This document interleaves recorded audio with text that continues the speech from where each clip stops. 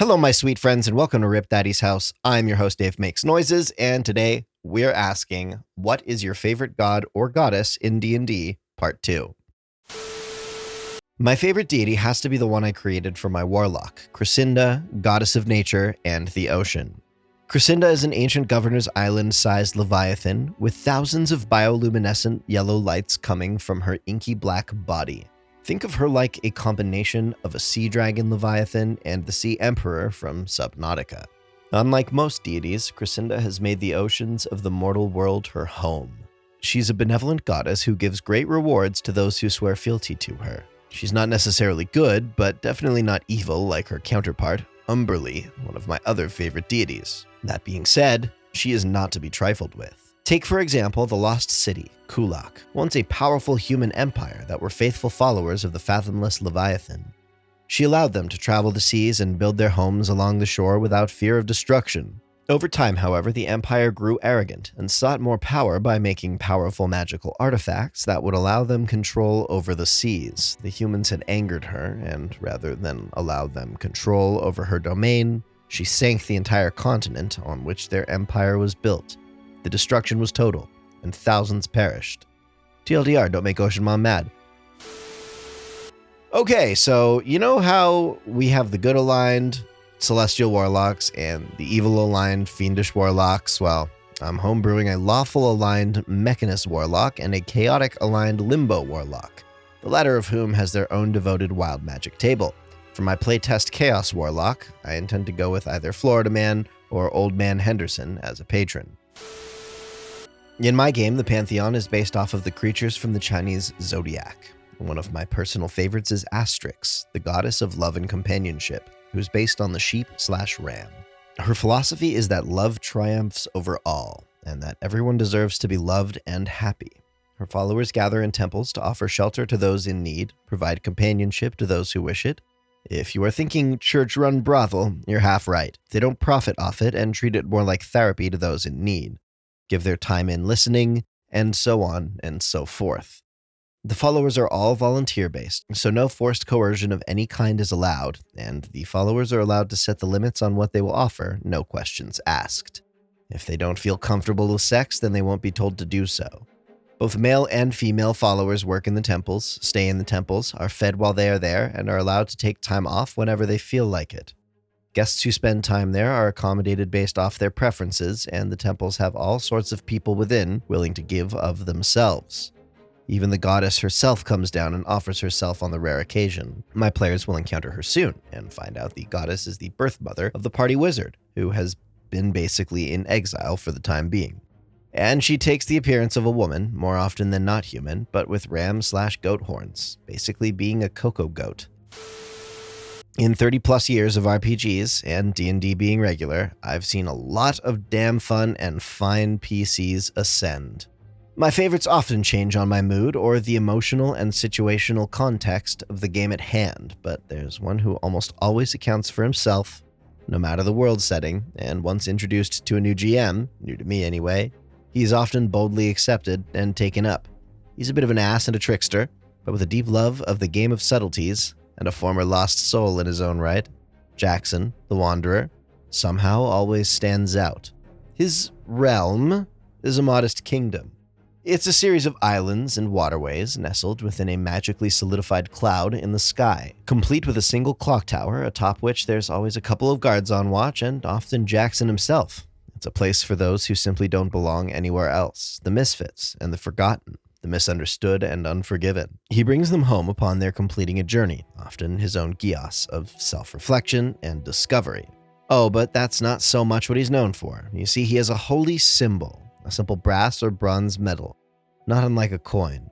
In fact, they're so prolifically scattered about the world that they occasionally get mistaken for coins and traded frequently as such.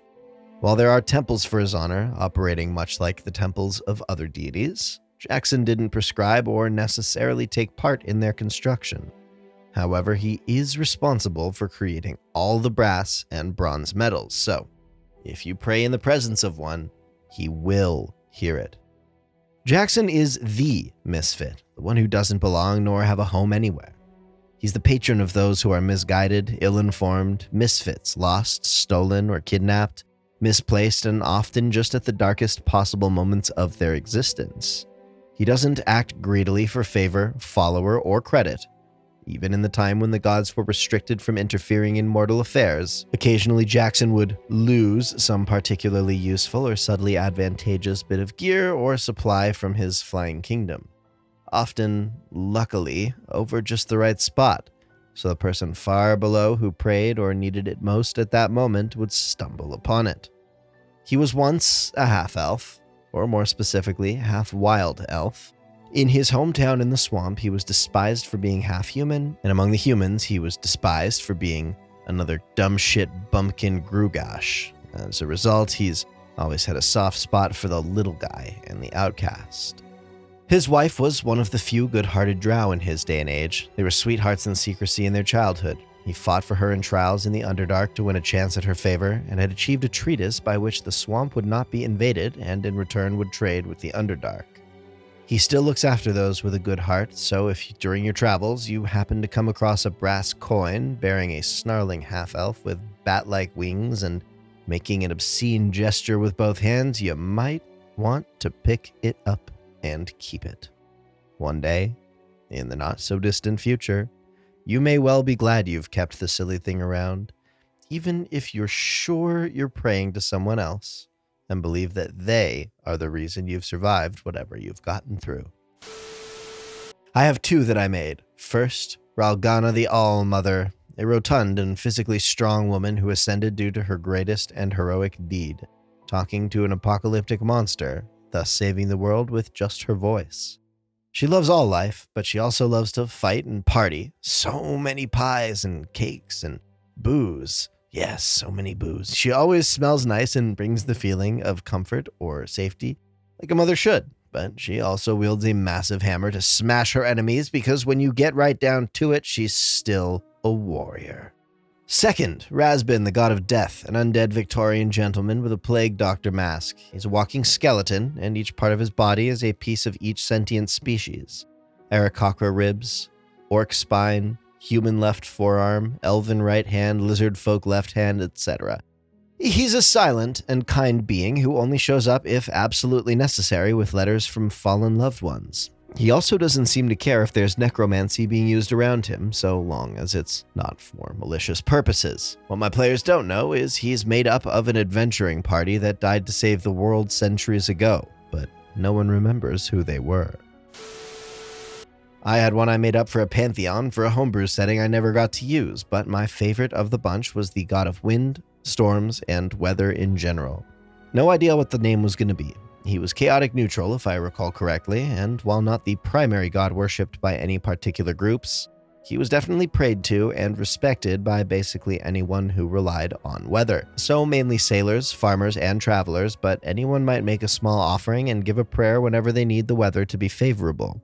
He was depicted as a strong human man, not unlike Zeus, but usually shown wielding a powerful longbow that could shoot arrows of lightning. He was known to be at times capricious, but rarely outright hostile, much like the storms he commands.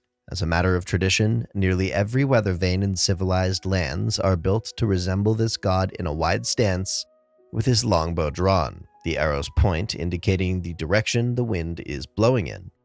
He's not the supreme deity of the pantheon, though, just one of the more powerful. Kind of like if Poseidon had Zeus's domain of the skies instead of the seas. My Twilight Cleric has a god created by his own beliefs in the one figure who cared about him. The god has several names, the Dusk Watcher, Eventide's Light, or what only I know him as, the Fallen Twilight.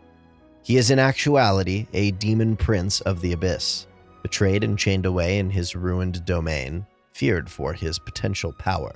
My character as a child was banished to the abyss by a cult that captured him and by chance landed in his domain. At first, the prince saw my character as a way to possibly gain some freedom, or at least possibly have some fun, but after time grew to like my character, more so when my character weakened some of his bindings. My character's views of the prince soon started to grant him powers he never had once before. And to protect my character from possible corruption from the abyss, and to help free him, he shifted my character back to the material plane. My character now journeys to free the prince from his final bindings and spreads the word of the Dusk Watcher, who is a god who encourages those to fight against the evil creatures who call the darkness home and against those with darkness in their hearts. This is still a fresh campaign, and many of my god's motives and desires have not been revealed to me, but he hasn't told me to not spread the word I've already been preaching. Hail and well met, brave adventurers, and thank you for that impeccable follow-through, aka thank you for watching to the very end of the video. I hope that you got an appropriate dose of omnipotence by hanging out with us here today, and remember that infinite potential is totally the same thing as omnipotence, which means basically that you are the author of your own creation, which is kind of cool to think about. Anyways, if you are a DM or a player and you're looking for a group to play with, you might have some luck at MrRipper's Group Finder, a rather large Discord server we have purpose-built to help you find a group to play with. If you've got a favorite god or a goddess you'd like to share with the community, please feel free to do so in the comments. If you've got another story, as always, please do share it on our official subreddit, r/MrRipper. I've been Dave Makes Noises. Thank you again for watching. You can find me on TikTok, Instagram, and Twitch if you want more of this candy. Please sub for Nat 20s. And with that, I bid you adieu.